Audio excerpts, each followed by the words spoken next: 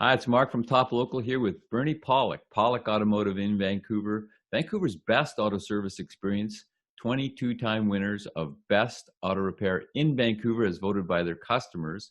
And we're talking AMGs. How you doing, Bernie? Doing well. So, a tale of two AMGs. What was happening with these two Mercedes high-performance vehicles? So the first car we'll talk about, the C63, came to our shop for some service. I found something interesting about this car. I actually own an SL55, a bit older, and there was a commonality between these two cars, not just that they're AMGs, that I thought was, hey, this is kind of neat. Let's do a podcast and talk about AMG vehicles. So the C63 came to our shop with a few issues. The owner suspected that perhaps he had a head gasket leak because his coolant was down, the engine was running rough. Fortunately for him, we never found any of those issues, and I think he may have been a little, I don't know, maybe he read some stuff on the internet or got a little, jumped the gun anyways. So there are some other issues with that C63 that we found, but I think the base engine itself is probably in pretty good shape. So your car is about 17 years old, 180,000 kilometers or so, I think. Yep. So what's the difference? What was the commonality between these two vehicles? Yeah, so the commonality is that these engines, so AMG engines are hand-built in a very fancy factory, I might add. There are a lot of really cool videos you can watch on how they build these. I've watched one myself. It's pretty neat. So it's not like some guy in a dusty shop putting an engine together. This is like, building an engine in a laboratory. But the AMG engines are all hand-assembled. And on top of the engine, they have a little tag that has the name of the engine builder. So what I noted is that the engine builder for these two cars was the same. For these engines was the same guy, Ricardo Beck. So if you actually get a chance to watch this podcast, your engines are still performing well out there. 17 years later on an SL55 with 180,000 kilometers, it still runs like a dream. So good work, Ricardo. Let's look at a couple of pictures while we're at it. So this is a 2003 SL55. These cars look kind of the same for quite a few model years. And the other vehicle we have in our story here, this is a 2009 C63 AMG as well. They're quite different cars. I mean, the SL55, of course, is a hardtop convertible roadster. This is basically a four-door base model sedan, but with the large 6.2-liter engine in it. So let's get into looking at some pictures of engines. So this is the engine in the C63. You can see the name tag right here, Ricardo Beck. And this is a 6.2-liter naturally aspirated V8 engine. And this is Ricardo's older work in the SL55.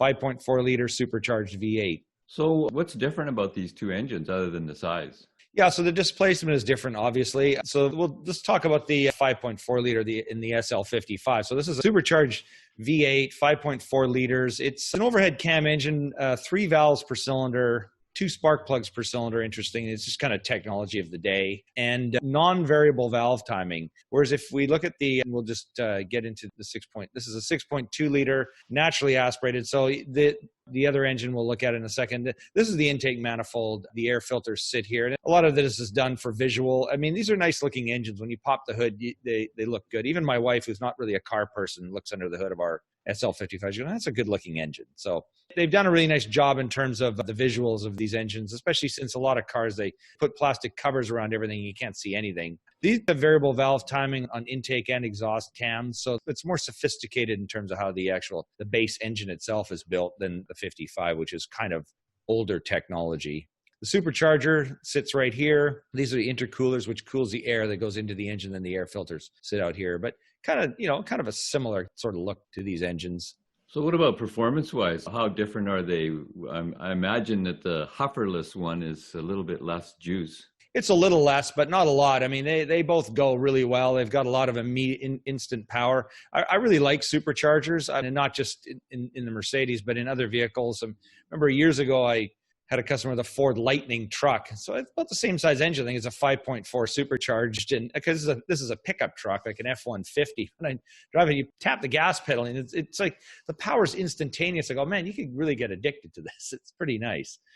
Probably basically equivalent to like, a decent electric car has. It's about as close with an internal combustion engine, I think, that you can get to an electric car feel, because the power's so immediate.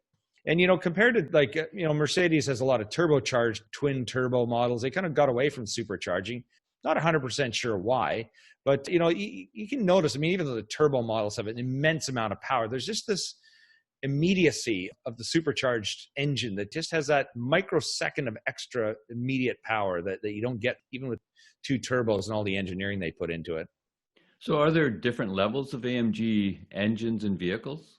Well, generally speaking, the AMG engines are pretty much the same. And one thing that's nice about AMG is even though they are kind of an exclusive upper end car, they are mass produced. And the nice thing about any of these engines are available in a wide variety of lines of vehicles. So for instance, the 5.4 liter supercharged engine is available in a G-Wagon. You can get it in an E series. You can get it in an S series, SLs, CLS, variety of models. So it's available across the platform. And same with the C63. You see that again in a variety of models also. So the engines are pretty much the same. Some of them have slightly more horsepower or slightly less, but they're pretty much the same. There's certain trim packages that are slightly different. For instance, in the SL55 you can get different brake packages, and mine has the cheaper brake package, although it's got, fantastic huge rotors and pads. It doesn't actually have the extra AMG brake package, which provides even better braking than, that can stop that car almost instantaneously, but you can get better brakes.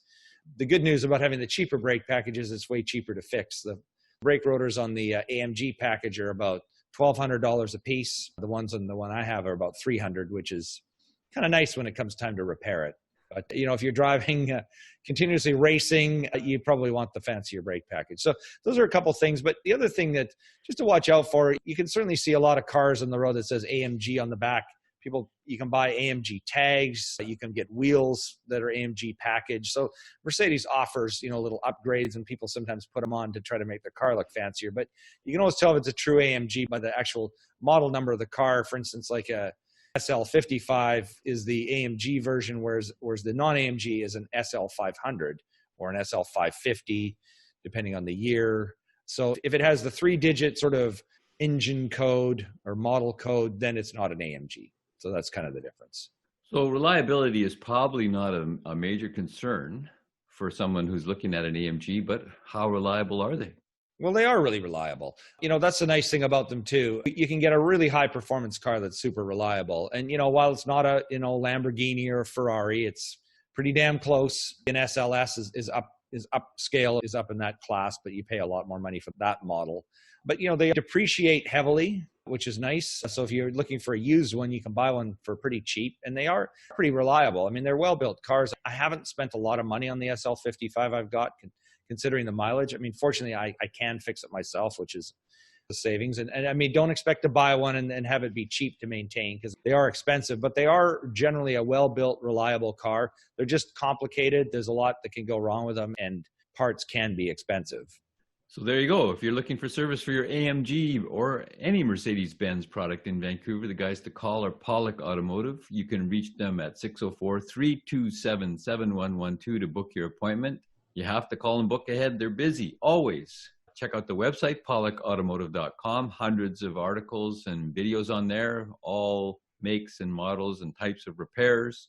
Our YouTube channel, Pawlik Auto Repair. And thank you so much for listening to the podcast. Leave us a review on iTunes or wherever you get your podcast from. And thanks, Bernie. Thanks, Mark. Thanks for watching.